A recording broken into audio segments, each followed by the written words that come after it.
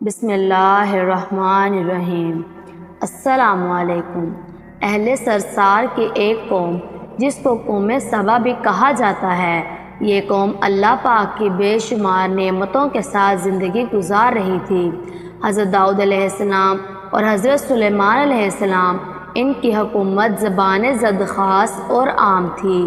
کہا جاتا ہے کہ یہ لوگ گندم کی مر سے آٹا پیس کر روٹیاں بناتے تھے، لیکن اس قدر اسراف کرنے والے اور ناشکرے لوگ تھے کہ وہ انہی روٹیوں سے بچے کے پاخانہ صاف کیا کرتے تھے۔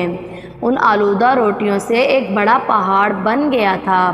ایک صالح شخص نے وہاں سے گزرتے ہوئے ایک عورت کو دیکھا جو روٹی کے ساتھ بچے کے پاخانے والے مقام کو صاف کر رہی تھی۔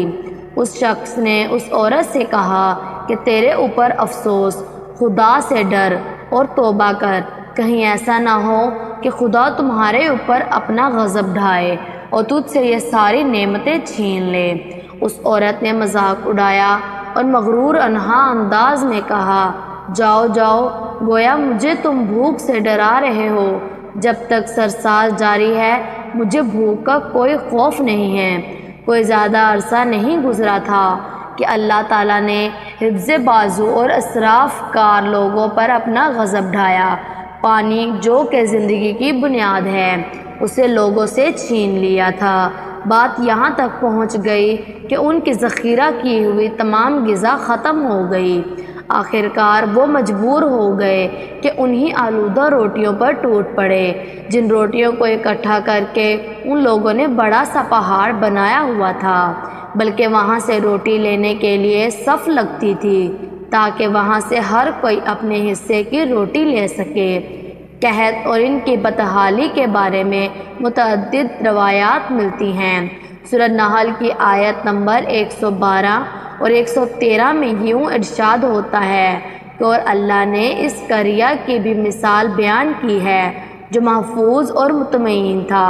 اس کا رزق ہر طرف سے باقاعدگی آ رہا تھا، لیکن اس قریہ کے رہنے والوں نے اللہ کی نعمتوں کا انکار کیا تو خدا نے انہیں بھوک اور پیاس کا مزہ چکھایا، صرف ان کے ان اعمال کی بنا پر کہ جو وہ انجام دے رہے تھے۔ اور یقیناً ان کے پاس رسول آیا تو انہوں نے اس کی تکذیب کر دی، تو پھر ان تک عذاب آ پہنچا کہ یہ سب ظلم کرنے والے تھے۔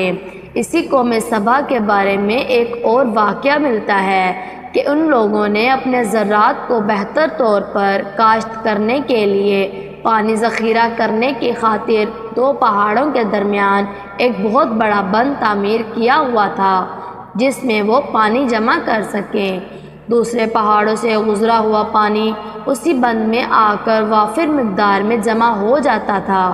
قوم سبا نے اس پانی کو استعمال کرتے ہوئے بہت سارے باغ لگائے اور کھیتی باڑی کو رونق بخشی۔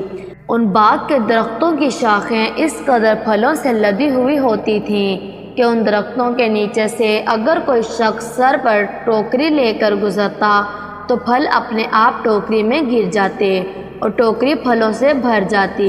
اس قوم کے بہت سارے دیہات اور قریے تھے جو بہت آباد اور آپس میں جڑے ہوئے تھے، لیکن نعمتوں پر ان کو شکر کرنے کی بجائے سرمست اور غافل کر دیا تھا، یہاں تک کہ ان کے درمیان ایک بہت بڑا طبقاتی انجام وجود میں آ چکا تھا۔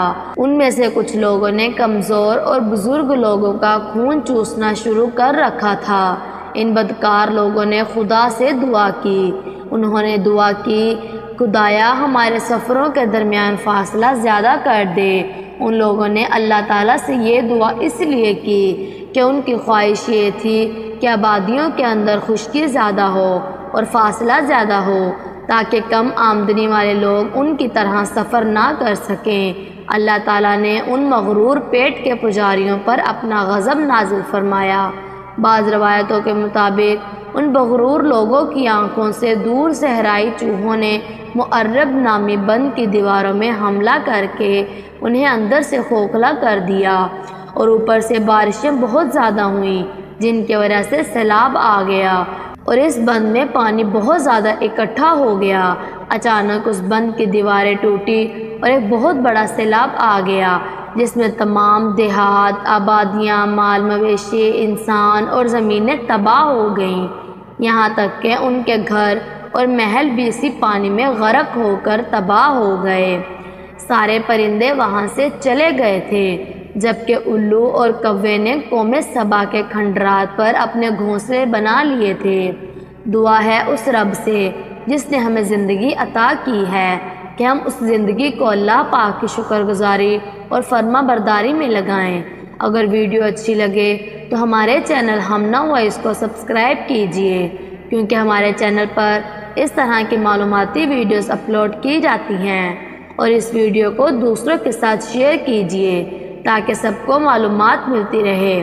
اللہ تبارک و تعالی آپ کے علم میں اضافہ کرے، آمین۔